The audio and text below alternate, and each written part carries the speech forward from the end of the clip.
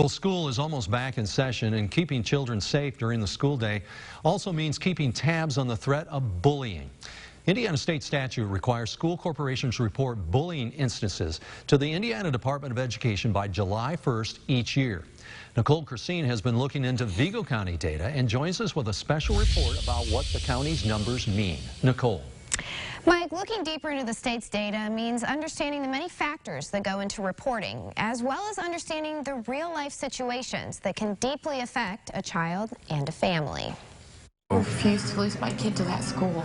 It was fall of 2018 when Natalie and Joshua Isham Dean say they were first told about their son Liam being bullied at Sarah Scott Middle School.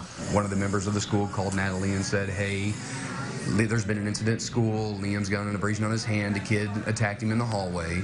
So we get a hold of Liam and we get up there, and it wasn't the whole truth. Liam actually had bruising on his legs.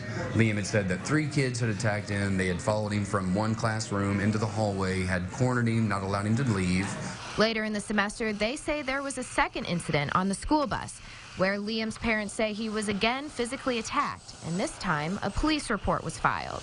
The Isham Deans say the final straw was when their son issued a cry for help in the form of a threat to self-harm.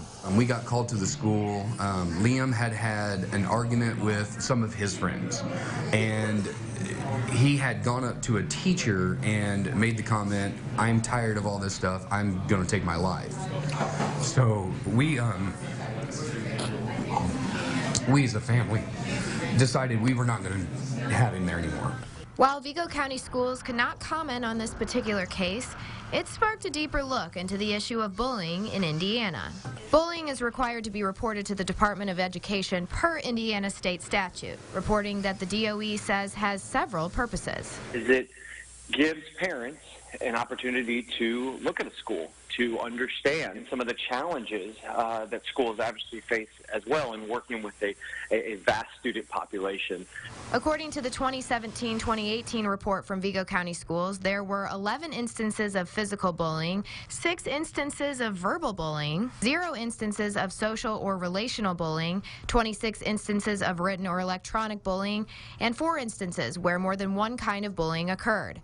Dr. Robert Hayworth, who became superintendent after that school year, spoke about how data like this should be interpreted. If you were in a district where you didn't have too many cases of bullying being reported, then you may need to come back and assess what your definition is. That definition is what Dr. Hayworth says can sometimes be blurry for educators. Many times what we see as a classroom disturbance, a fight that maybe breaks out, we have to ask ourselves, is that bullying or is that a fight? Adam Baker says bullying is defined in Indiana statute as a repeated act. If Johnny and Bobby get in a fight and, the school's able to handle that situation, it never occurs again, that isn't bullying. Baker went on to say that transparency and accurate reporting is important to the DOE. We encourage schools, always be upfront with your parents about everything. Vigo County Director of Student Services Tom Balatevich says there is confusion among educators when it comes to recording bullying instances. There's a big difference between investigating and recording, and the survey that was conducted by the Department of Ed highlighted the fact that there's confusion among school corporations about how to record those issues or allegations of bullying. Balatevich points to those confusions as a cause of low numbers in the state's data. Throughout the state of Indiana last year, the whole state of Indiana, there were only 690 issues or around that area of physical bullying in all of the state of Indiana. Well, we know that that's a low number and that can't be true. So that's a recording issue. The Isham Deans say they too want transparency from the school corporation. The school just has to have accountability. If you're an educator, your primary goal cannot be the shining coat on your school.